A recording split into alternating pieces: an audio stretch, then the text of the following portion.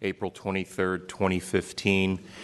I'd like to remind members of the audience that the Commission does not tolerate any disruption or outbursts of any kind. Please silence any mobile devices that may sound off during these proceedings. And when speaking before the Commission, if you care to do state your name for the record.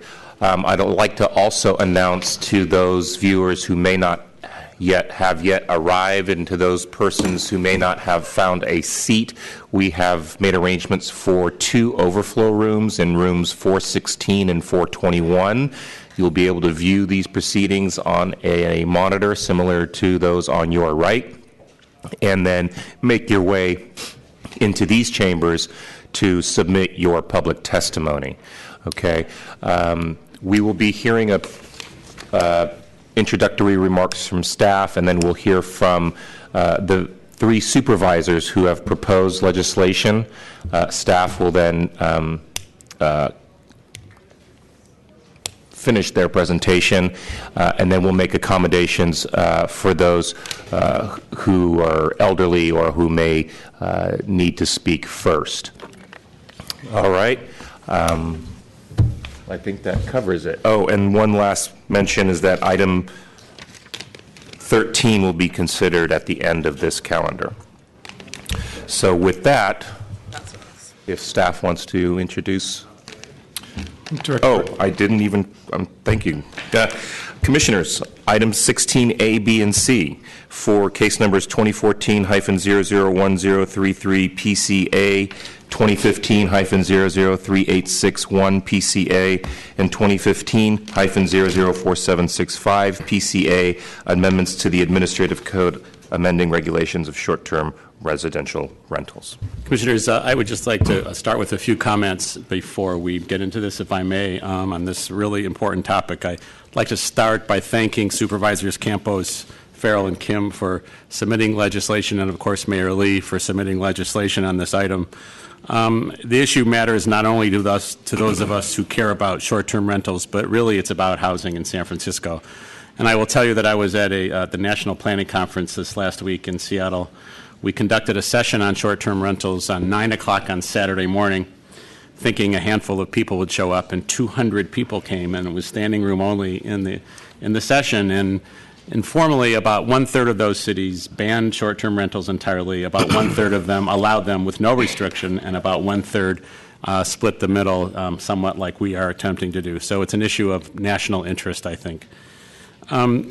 Traditionally, of course, short-term rental, which is defined as renting a unit or a part of a unit for less than 30 days, has been illegal until the recent changes. San Francisco, of course, passed the law. The board passed the law last fall and allowed the city to launch the program, which started on February 1st. Now that law allows that some portion of a unit or a unit could be rented on a limited basis, on a short-term basis. And we think, and we had recommended at the time, that that law was appropriate as long as permanent housing was protected, which of course is what all of our interest is. We also have learned a lot since that law was passed, and I will acknowledge our graduate student intern Alex Marquesi, who was responsible for the draft report you have in your packet today, and is the reason for such a long report in your packet. We've learned more about short-term rental, and we're pleased that the mayor and the 3 supervisors are interested in updating the law. Without that data, we had more conservative recommendations last year. We believe that caution was warranted given the depth of the housing crisis and the importance of retaining the existing housing stock.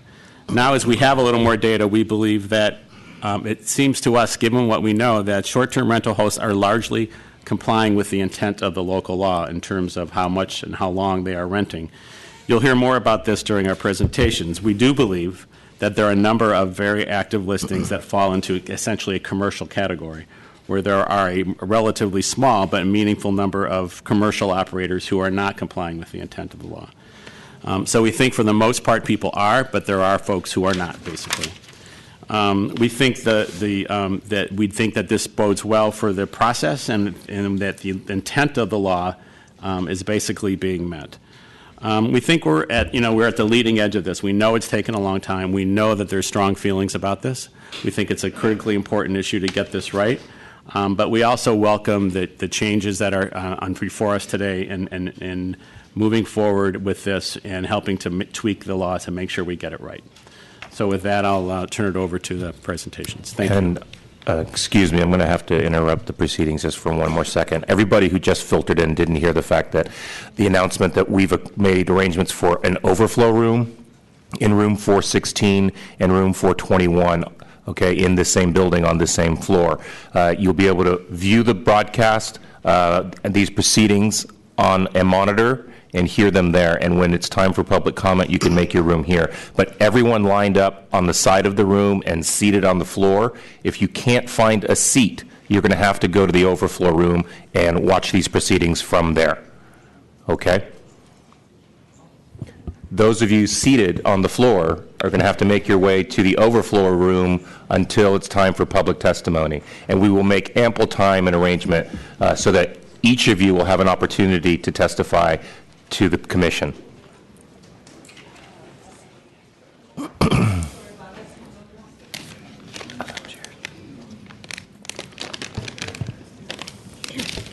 people seated. So those of you standing in front of the doorway especially are causing a fire hazard and will need to make your way to one of the overflow rooms. People in the back, Jonas. Ma'am, yeah, ma'am, you're going to need to find a seat or make your way to the overflow room. I'm sorry? Order. All right. Okay, all right.